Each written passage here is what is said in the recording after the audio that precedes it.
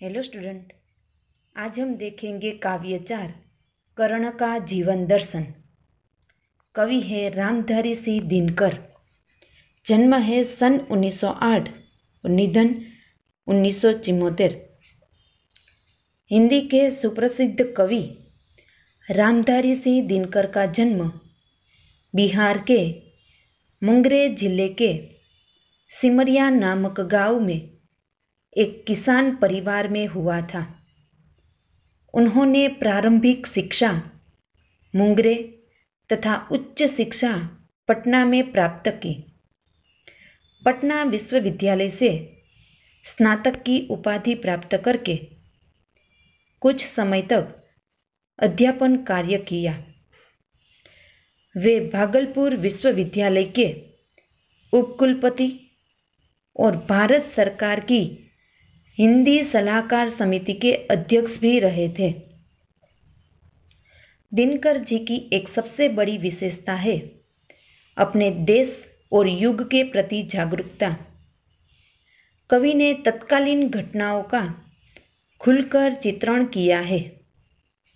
उनकी वाणी में शक्ति है।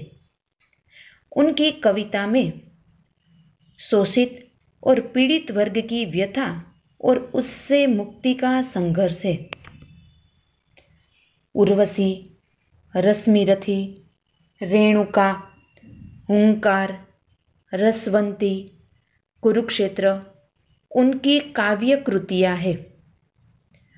उर्वशी के लिए उन्होंने सन 1972 का ज्ञानपीठ पुरस्कार मिला था। ये था कवि परिचय। इस खंड काव्य में कर्ण की महानता का दर्शन हुआ है। कर्ण कुंती का पुत्र था। पांडवों में वह ज्येष्ठ भी था और श्रेष्ठ भी था। उसकी मित्रता दुर्योधन से हुई।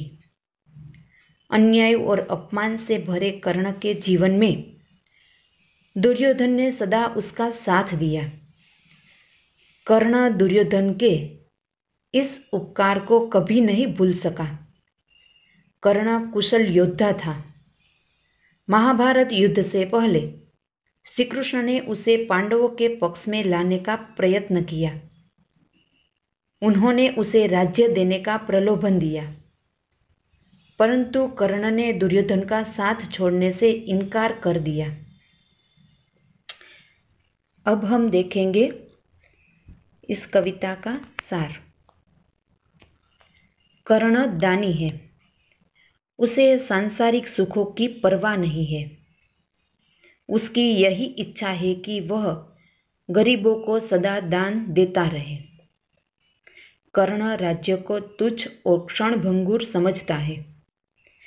राजा बनकर मिलने वाले सुख भोग में उसकी रुचि नहीं है। उसके अनुसार धन का उपयोग तो परोपकार में करना चाहिए। कर्ण का आदर्श गरुड़ पक्षी है, जो महल में रहना पसंद नहीं करता, पहाड़ों पर ही रहता है। महलों के शिखर तो कबूतरों के घर होते हैं। कर्ण मानता है कि कष्टों और संघर्षों में रहकर ही मनुष्य महान बनता है। वही लोगों को सुखी बना सकता है। ये था कविता का सार। अब हम देखेंगे काव्य।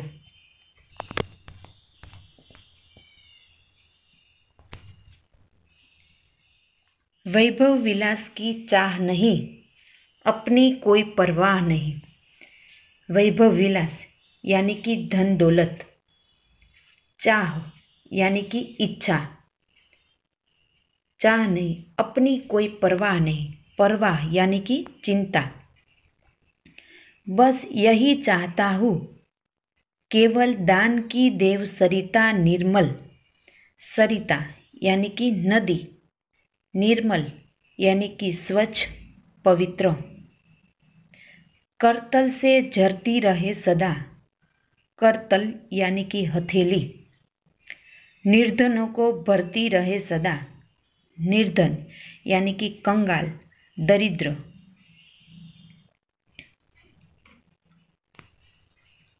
कर्ण श्री कृष्ण से कहते हैं कि उसे धन दौलत और सांसारिक सुख भोगने की इच्छा नहीं है। वह अपने जीवन की परवाह नहीं करता। उसकी बस यही इच्छा है कि उसके हाथों से दान की पवित्र नदी सदा बहती रहे और निर्धनों यानी कि कंगाल को सुखी बनाती रहे।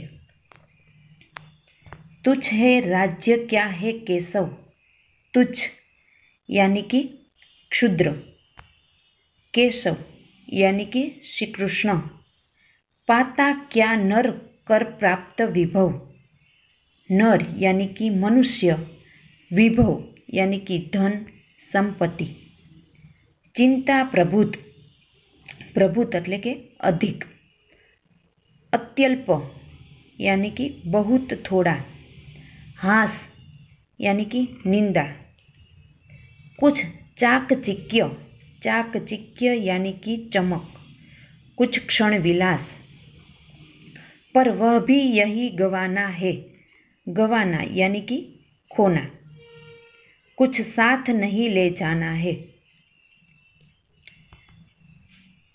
हे श्री कृष्ण, जिस राज्य का आप मुझे प्रलोभन दे रहे हैं वह तो बहुत तुच्छ यानी कि क्षुद्र है। वैभव पाकर मनुष्य को क्या मिलता है? वैभव पाकर उसे ढेर सारी चिंताएं और नाम मात्र की हंसी खुशी मिलती है। थोड़ी बहुत चमक दमक और थोड़े समय के लिए सुख भोग मिल जाता है, पर ये सारी चीज़ें उसे न यहीं छोड़ देनी पड़ती है और खाली हाथ ही यहाँ से जाना पड़ता है।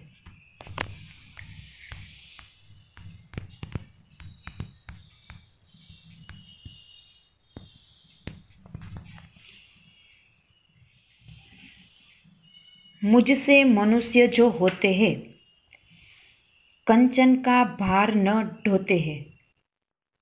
कंचन यानी कि सोना, पाते हैं धन बिखराने, बिखराने यानी कि बांटने, लाते हैं रतन लुटाने को, रतन यानी कि रत्न, जग से न कभी कुछ लेते हैं, दान ही हृदय का देते हैं। कर्ण श्री कृष्ण से कहते हैं कि हे कृष्ण, उससे जैसे मनुष्य सोने का भार नहीं ढोते, सुख वैभव का जीवन नहीं बिताते, वे लोगों में बांटने के लिए धन की प्राप्ति करते हैं। उनकी बहुमूल्य वस्तुएं लोगों में बांट देने के लिए ही होती है। वे संसार से कभी कुछ नहीं लेते, अपने हृदय का दान ही करते हैं, दुखियों पर दया करते हैं। प्रासादों के कनकाब शिखर, प्रासादों यानी कि राजमहल, कनकाब यानी कि सुनहले, होते कबूतरों के ही घर, महलों में गरुड़ न होता है, कंचन पर कभी न सोता है, कंचन यानी कि सोना, बसता वह कहीं पहाड़ों में, शैलों की फटी दरारों में, शैलों यानी कि पर्वत पहाड़, फटी दरारों में, दरार यानी कि दरज, सोने जैसी चमक दमक वाले राजमहल की चोटियां એટલે કે पर्वत कबूतरों के ही घर बनती है। गरुड़ पक्षी कभी महल में नहीं होता, वह सोना बिछाने पर ही नहीं सोता, उसका निवास तो पहाड़ों में ही होता है, पहाड़ों की फटी दरार में ही उसका घर बनता है। अब हम आगे की पंक्ति अगले वीडियो में देखेंगे। Thank you.